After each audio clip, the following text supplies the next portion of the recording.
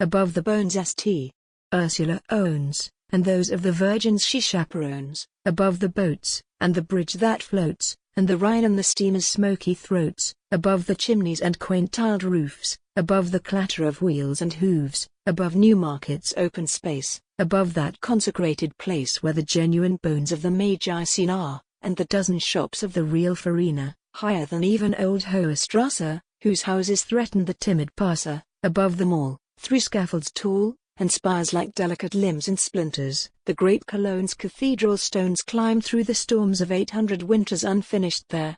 In high mid-air the towers halt like a broken prayer, through years belated, unconsummated, the hope of its architect quite frustrated, its very youth they say, forsooth, with a quite improper purpose mated, and every stone with a curse of its own instead of that sermon Shakespeare stated, since the day its choir, which all admire, by Cologne's archbishop was consecrated. That was a day, one well might say, to be marked with the largest, whitest stone to be found in the towers of all Cologne along the Rhine. From old Rheinstein, the people flowed like their own good wine. From Rutzheim, and Geisenheim, and every spot that is known to rhyme, from the famed cat's castle of St. Goarshausen, to the pictured roofs of Assmanshausen, and down the track, from quaint Schwalbach to the clustering tiles of Bacharach, from Bingen, hence to old Koblenz, from every castellated crag, where the robber chieftains kept their swag, the folk flowed in, and Oberkassel shone with the pomp of knight and vassal, and pouring in from near and far,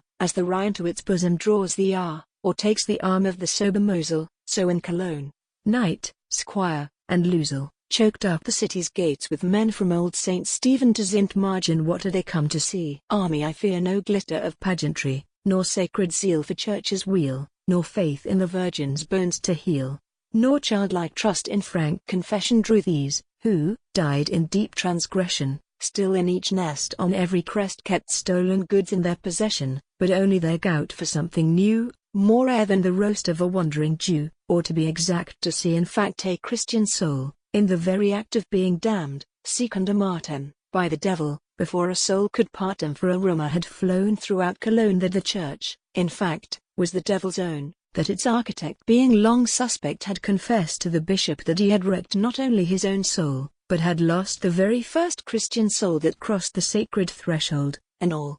In fine, for that very beautiful design of the wonderful choir they were pleased to admire. And really, he must be allowed to speak in a purely business way that, taking the ruling market prices of souls and churches, in such a crisis it would be shown, and his grace must own it was really a bargain for Cologne. Such was the tale that turned cheeks pale with the thought that the enemy might prevail, and the church doors snap with a thunderclap on a Christian soul in that devil's trap. But a wiser few, who thought that they knew Cologne's archbishop, replied, "Pooh, pooh, just watch him and wait, and as sure as fate, you'll find that the bishop will give checkmate." One here might note how the popular vote, as shown in all legends and anecdote, declares that a breach of trust or a reach the devil is something quite proper for each, and, really, if you give the devil his due in spite of the proverb, it's something you'll rue but to lie and deceive him, to use and to leave him, from Job up to Faust is the way to receive him.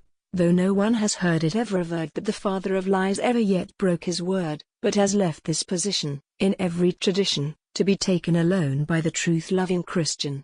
Bomb. From the tower it is the hour the host pours in its pomp and power of banners and picks, and high crucifix, and croziers and other processional sticks, and no end of Marys and quaint reliquaries, to gladden the souls of all true antiquaries, and an osculum passes a myth to the masses who trusted their bones more to mail and cuirasses, all borne by the throng who are marching along to the square of the Dom with processional song, with the flaring of dips, and bending of hips, and the chanting of 100 perfunctory lips, and some good little boys who had come up from Neuss and the Quarry Neuskirch to show off their voice all march to the square of the great Dom, and their file right and left, leaving alone and quite bare a covered sedan, containing, so ran the rumor, the victim to take off the ban. They have left it alone. They had sprinkled each stone of the porch with a sanctified eau de Cologne, guaranteed in this case to disguise every trace of a sulphurous presence in that sacred place. 2 Carmelites stand on the right and left hand of the covered sedan chair, to wait the command of the prelate to throw up the cover and show the form of the victim in terror below. There's a pause and a prayer, then the signal, and there is a woman. By all that is good and is fair, a woman. and known to them all. One must own too well known to the many, today to be shown as a martyr, or e'en as a Christian. A queen of pleasance and revel, of glitter and sheen, so bad that the worst of Cologne spake up first, and declared 'twas an outrage to suffer one cursed, and already a faith of the satanic chief, to martyr herself for the church's relief. But in vain fell their sneer on the mob, who I fear on the whole felt a strong disposition to cheer a woman. And there she stands in the glare of the pitiless sun and their pitying stare, a woman still young, with garments that clung to a figure, though wasted with passion and wrung with remorse and despair, yet still passing fair, with jewels and gold in her dark shining hair, and cheeks that are faint 'neath her dyes and her paint. A woman most surely, but hardly a saint. She moves. She has gone from their pity and scorn, she has mounted alone the first step of stone, and the high swinging doors she wide open has thrown, then pauses and turns, as the altar blaze burns on her cheeks, and with one sudden gesture she spurns archbishop and prior, knight, lady, and friar, and her voice rings out high from the vault of the choir. O men of Cologne, what I was ye have known,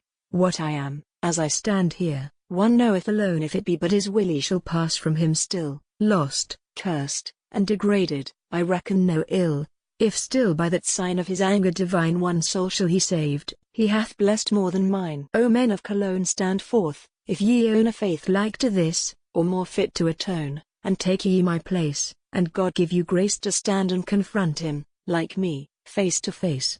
She paused. Yet aloof they all stand.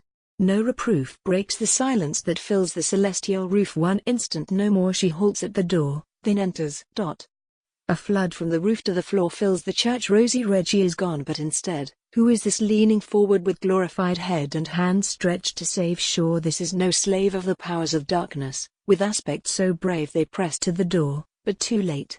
All is o'er. Naught remains but a woman's form prone on the floor, but they still see a trace of that glow in her face that they saw in the light of the altar's high blaze on the image that stands with the babe in its hands enshrined in the churches of all Christian lands. A Te Deum sung, a censer high swung, with praise, benediction, and incense wide flung, proclaim that the curse is removed and no worse is the dom for the trial. In fact, the reverse, for instead of their losing a soul in abusing the evil one's faith, they gained one of his choosing. Thus the legend is told. You will find in the old vaulted aisles of the dom, stiff in marble or cold in iron and brass, in gown and cuirass, the knights, priests, and bishops who came to that mass, and high o'er the rest, with her babe at her breast, the image of Mary Madonna the Blessed. But you look round in vain, on each high-pictured pane, for the woman most worthy to walk in her train. Yet, standing today with the dust and the clay, midst the ghosts of a life that is long passed away, with the slow sinking sun looking softly upon that stained glass procession, I scarce miss the one that it does not reveal, for I know and I feel that these are but shadows. The woman was real.